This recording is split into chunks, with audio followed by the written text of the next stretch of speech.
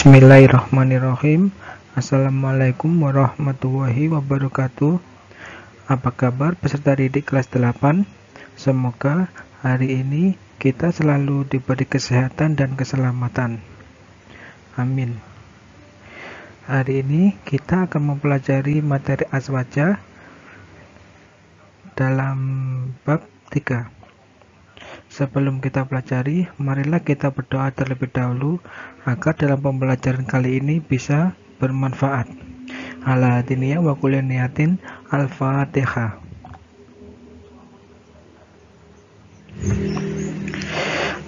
Selanjutnya, pada bab 3 kali ini kita akan mempelajari amalia Nahdlatul Ulama. Amalia adalah segala yang berhubungan dengan tata cara amal, dan amal adalah perbuatan manusia. Amal pada garis besar dibagi menjadi dua, amal lahiriah dan amal batiniah. Jadi, amalia Nahdlatul Ulama adalah segala perbuatan yang dilakukan oleh orang Nahdlatul Ulama. Apa saja amalia itu? Mari kita pelajari.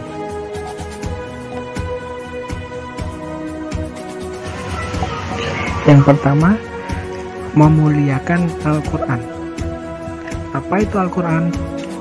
Al-Quran adalah kalamullah yang diturunkan kepada Nabi Muhammad SAW melalui perantara malaikat Jibril dan sampai kepada kita melalui jalan mutawatir, dan barang siapa yang membacanya akan mendapatkan pahala. Fungsi Al-Quran. Fungsi Al-Quran yang pertama, Al-Quran sebagai sumber utama ajaran Islam. Yang kedua, petunjuk dan pembimbing umat manusia. Yang ketiga, sebagai kitab suci dan syiar umat Islam. Dan yang keempat, Al-Quran sebagai pengobat hati. Adapun usaha untuk memuliakan dan mensucikan Al-Quran adalah sebagai berikut.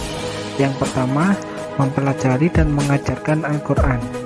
Yang kedua, membaca dan menyiarkan Al-Quran.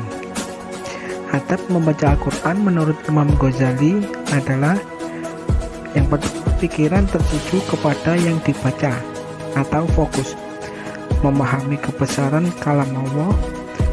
Yang ketiga, membaca dengan tartil. Yang keempat, konsentrasi. Yang kelima, kita meyakini perintah dan larangan itu ditujukan kepada kita. Dan yang terakhir, terkesan terhadap Al-Quran. Usaha untuk memuliakan dan mensucikan Al-Quran yang ketiga adalah mensucikan Al-Quran.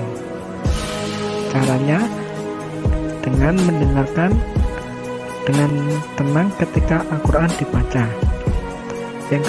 Yang kedua, ketika membaca harus berpakaian yang sopan. Yang ketiga, menempatkan mushaf di tempat yang tinggi. Dan yang keempat, sebelum menyentuh Al-Quran harus berwudu terlebih dahulu. Amalia Nahdlatul Ulama yang kedua adalah membaca doa qunut. Apa itu qunut? Qunut adalah doa yang dibaca dalam sholat sambil berdiri setelah i'tidal pada rakaat terakhir. Qunut ada 3 macam. Yang pertama, qunut subuh. Qunut subuh dibaca ketika sholat subuh. Yang kedua, qunut witir dibaca ketika sholat witir setelah Ramadan mendapat 15 hari. Dan yang ketiga, qunut nazilah dibaca ketika umat Islam mendapat musibah. Amalia yang ketiga adalah sholat tarawih.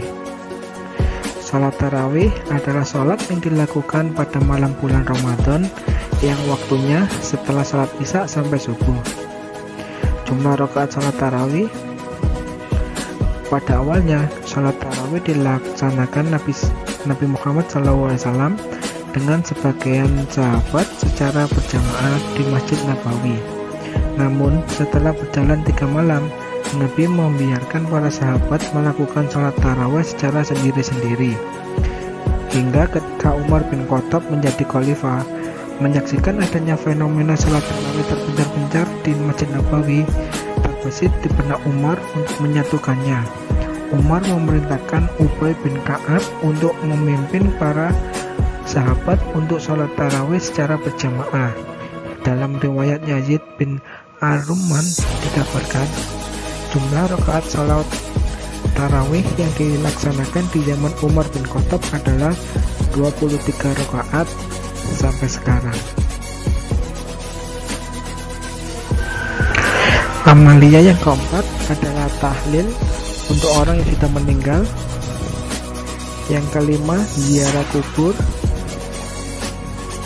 Yang keenam, membaca sholawat dengan Sayyidina. Dan masih banyak lagi. Alhamdulillah, materi kali ini telah kita selesaikan. Kalau ada pertanyaan, silakan hubungi ke nomor WA saya